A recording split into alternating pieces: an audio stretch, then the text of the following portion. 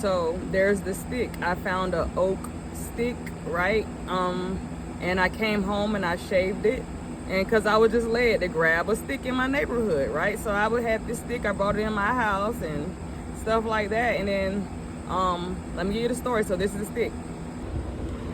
Okay, so with the stick, what happened whenever I called on my ancestors? So I've always kind of worked with my ancestors with a glass of water and stuff like that. But I went on Google and I was led to do that. But at the same time, I pretty much was, denouncing the occult as well. But what happened whenever I stomped that stick 3 times and called on my ancestors? I had my deck still, and my ancestor deck popped out with my great-great-grandmother's initials. I popped out the deck. D-A popped out the deck, right? And then the month May popped out the deck.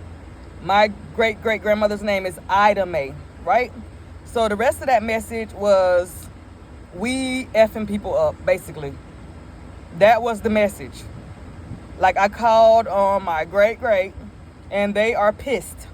And then I immediately, pretty much that same day or the next day, with the message I was getting about idolatry and necromancy, I pretty much, not to throw them away, I just broke the altar down. So they're still in my house and all that, but I just broke the altar down. But I called on my ancestors with the stick, the walking stick, and I've never seen my ancestors come out how she popped out in that car, and it's like, hey, vengeance. And that was the message. And after that, I was able to go head on and move on, I guess, because it's beyond me. So that's what happened when I got a stick that I was led. Everything I do, I be led to. I go to Google, find out how to do something or something. What's the what? I was finding out what's the point of the stick. I didn't even know how to use the stick when I got it out the neighborhood. I just know that ancestors and some people be having sticks and they put crystals and all that stuff on it. So that was my purpose. When I got the stick a week before or days before, it was to literally dress it.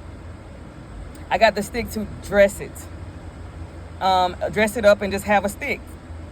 But I end up using it because something made me see about how did the ancestors use it or something.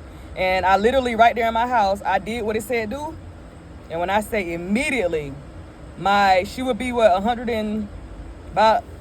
was 101 when she passed. I was 5 years old. I met her in person. Right? She came up. Now when she come up, because I've never ever, I know that I communicate with my great-grandmother. I've had my grandmother in my dreams.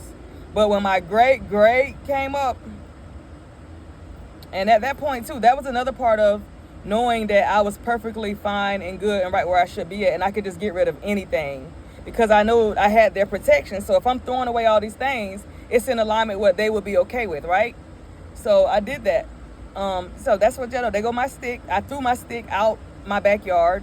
Nobody touching that stick. Because before that stick went out to my backyard, I had it in front of my door as protection with the cross to let people know that the Orisha's gone and all this is a new chef in town.